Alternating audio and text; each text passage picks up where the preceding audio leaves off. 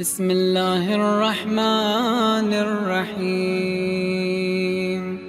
وصیت کی پانچویں امام نے اپنے بیٹے کو، امام جعفر صادق علیہ الصلوۃ والسلام کو وصیت کیا ہے؟ میرے بیٹے تین چیزوں کو ضرور انجام دینا۔ کیا بابا؟ یا بنیا، اے میرے بیٹے، اذا انعم اللہ علیک بنعمت، اگر اللہ تجھے کوئی نعمت دے، ناظرین کرام، حاضرین کرام، سامعین کرام، نوحہ خان، مرثیہ خان، حدیث قصہ پڑھنے والوں، اس مجلس کو دیکھنے والوں، پیغام سنو کیا ہے تمہارے پانچویں امام کا۔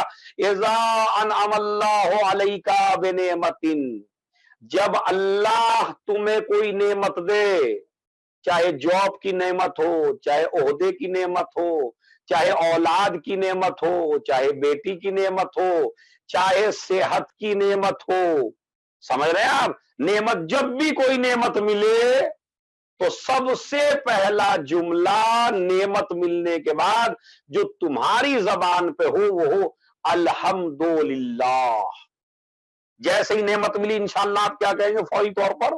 فقل، فوراً، ادھر نعمت ملی ادھر فوراً۔ یہ جو فا ہے یہ شیعان حیدر کرار کبھی بھولنے والے نہیں ہیں۔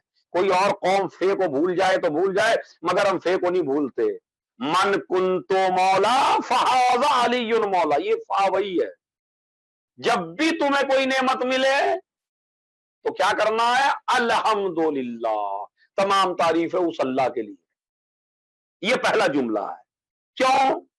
ہم کیا کرتے ہیں جب ہمیں کوئی خوشی کی خبر ملتی ہے یا ہمیں کوئی نعمت ملتی ہے، پہلے دوستوں کو بتاتے ہیں، خاندان کو بتاتے ہیں، رشتہ دار کو بتاتے ہیں، ماں باپ کو بتاتے ہیں، فنکشن کرتے ہیں، دعوت نامہ دیتے ہیں، ہنسی مذاق ہوتا ہے، خوشیوں کا ماحول ہوتا ہے، ایک دوسرے کو مبارکباد دی جاتی ہے۔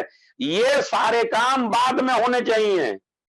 سب سے پہلا فقرہ پانچویں امام کہتے ہیں بیٹے جب تمہیں کوئی نعمت ملے فوری طور پہ کہو الحمدللہ۔ کیوں؟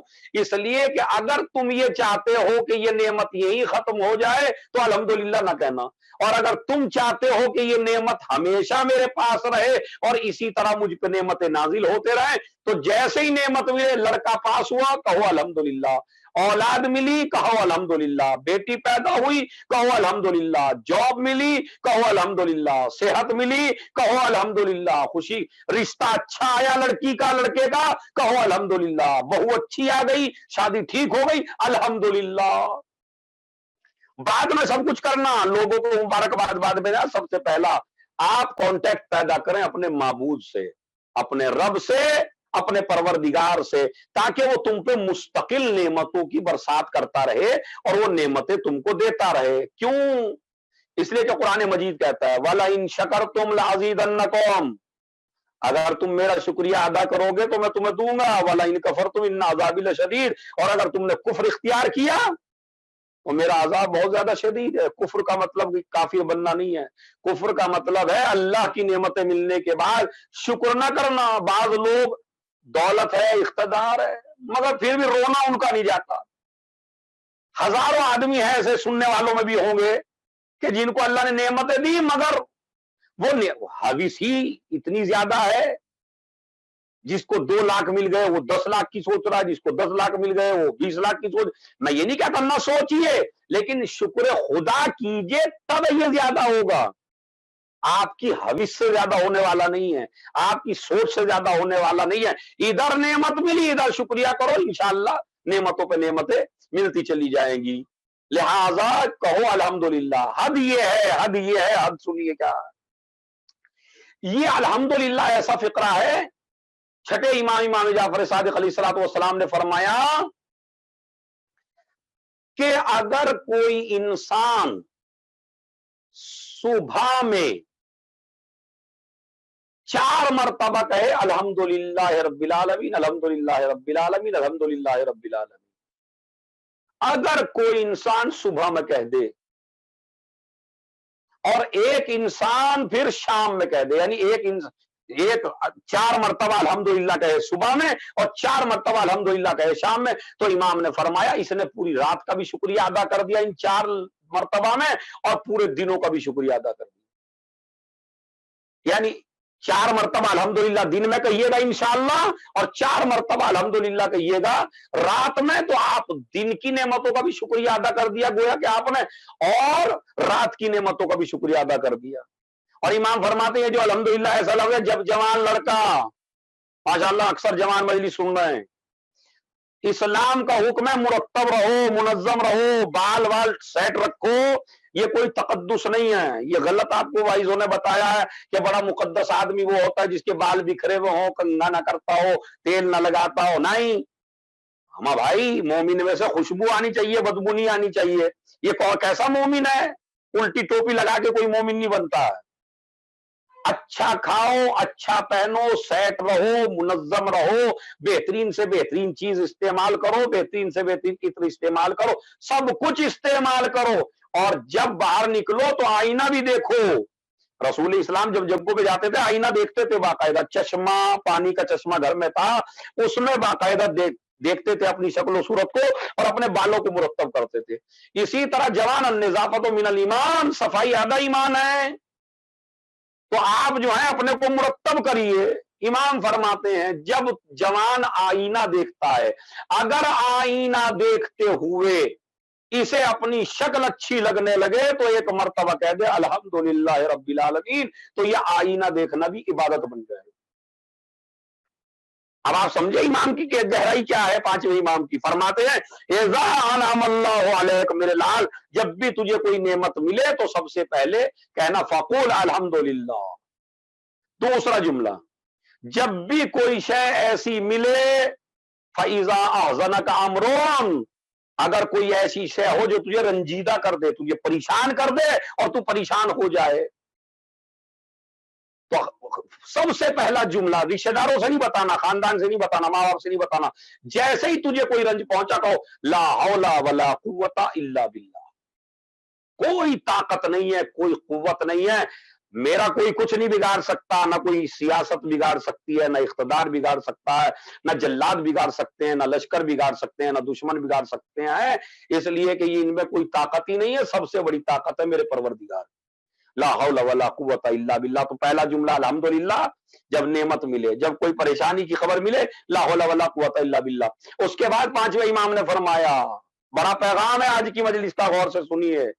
اذا ابطا علیک الرزق، اے میرے لال اگر رزق میں تنگی ہو جائے. یہ آپ نسخے پوچھتے پھرتے ہیں، آج امام کی زبان سے سنیے. رزق میں تنگی ہو جائے، جاب میں نوکری اچھی نہ ملے، پیسہ اچھا نہ ملے، اسی طرح کما رہے ہیں فائدہ نہ ہو، تجارت کر رہے ہیں گھاٹے پہ گھاٹا ہو رہا ہو، پیسہ نہیں مل پا رہا ہے، کوشش کر رہا ہے دن رات، تنگ ہے، ٹینشن میں ہے، گھر والوں کا خرچہ زیادہ ہے، پیسہ کم آ رہا ہے، تو ایسے ماحول میں ٹینشن میں آ جاتا ہے آدمی. اب امام نے بتایا وہ کریے کیا ہے. امام نے فرمایا اگر تجھے رزق کی تنگی ہو، تو ٹینشن میں ہو، تو سب سے پہلا جیسے ہی تجھے رزق کم آنے لگے اور تیرے رزق میں کمی ہو، فوراً کہو استغفر اللہ، استغفر اللہ، استغفر اللہ. یہ جملہ کہو. استغفر اللہ کا مطلب یہ نہیں ہے کہ ہم، اب آپ کہیں گے جناب ہمارے کچھ مومن کو چڑ ہو گئی ہے استغفار سے آج کل. ارے میں کیوں استغفار کروں، میں نے کوئی گناہ تھوڑی کیا.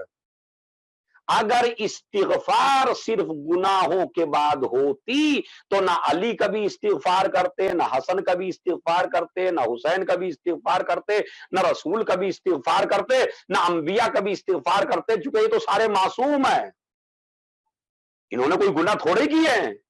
تو اس کا مطلب ہے استغفار خالی گناہوں کے بعد نہیں ہوتی، استغفار کے بہت فائدے ہیں.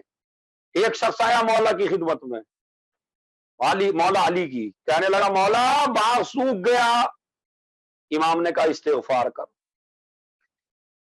مولا کھیت زراعت بالکل ختم ہو گئی ہے، سوکھ گئی ہے، نہروں میں پانی نہیں ہے، بارش نہیں ہو رہی. امام نے کہا استغفار کر. مولا بے اولاد ہوں، اب ایک بے اولاد آیا، ایک کھیت والا آیا، ایک نہر والا آیا، اور اسی طرح 5 آدمی ہو گئے، ہر آدمی اپنی پریشانی بیان کر رہا ہے، اور امام کیا فرما رہے ہیں؟ استغفار کر، استغفار کر، استغفار کر۔ ایک مرتبہ ابن عباس نے کہا مولا 5 آدمیوں کو ایک ہی نسخہ؟ امام نے فرمایا سورہ نو پڑھ کے دیکھو، تم نے قرآن نہیں پڑھا، سورہ نو میں ہے، اے میرے بندو جب تم سے گناہ ہو جائے تو استغفار کرو، اولاد نہ ہو تو استغفار کرو، مال میں کمی ہو تو استغفار کرو، اسی طرح اگر بارش نہ ہو تو استغفار کرو، اگر تمہیں اولاد نہ مل رہی ہو تو استغفار کرو۔ یہ استغفار نہیں ہے، اسی استغفار سے اولاد بھی ملے گی، جاب بھی ملے گی، آپ کا کیریکٹر بھی صحیح ہوگا، گناہوں سے پاکیزگی بھی ملے گی۔ تو جب بھی تمہیں نعمت کی پریشانی ہو تو رات میں 2 تسبیح پڑھ کے سو جاؤ۔ پہلی تسبیح تسبیح زہرا سلام اللہ علیہ، اس کے لیے روایت موجود ہے کہ جو لوگ رزق کے اعتبار سے پریشان ہیں وہ رات میں تسبیح زہرا پڑھ کے سو جائیں۔ تو ایک تسبیح زہرا پڑھیے اور ایک تسبیح استغفار پڑھیے، پھر انشاءاللہ دیکھیے آپ مجھے خود سنگاپور کے مومنین اور جہاں دیکھ رہے ہیں، مجھے خود سید عزادار کو آپ فون کریں گے کہ آپ نے ہمیں کتنا بہترین نسخہ بتایا تھا، یہ کسی مولوی کا بتایا ہوا نہیں ہے، تمہارے امام کا بتایا ہوا۔ کیا کرو؟ استغفار کرو، ایک مسئلہ، اور تسبیح زہرا سلام اللہ علیہ پڑھو۔ تو یہ 3 چیزیں اپنے 5ویں امام کی نہ بھولنا، اس لیے کہ یہ کسی ایسے ویسے عالم کا نہیں بیان، یہ باقر العلوم کا بتایا ہوا ہے۔ باقر العلوم، علوم کا پھیلانے والا، علوم کی گتھیوں کو کھولنے والا، علوم کو نشر کرنے والا، اور کتنا بڑا عالم ہے، خدا کی قسم کتنا بڑا عالم ہے آپ نہیں جانتے۔ پوری دنیا میں اگر آج علم پھیل رہا ہے تو یہ ہمارے 5ویں امام کی وجہ سے۔ یہ لے کہ بنی امیہ بنی عباس میں جنگ ہونے لگی تھی، امام کو موقع مل گیا علم پھیلانے کا، تو امام علیہ السلام نے علم پھیلانا شروع کر دیا۔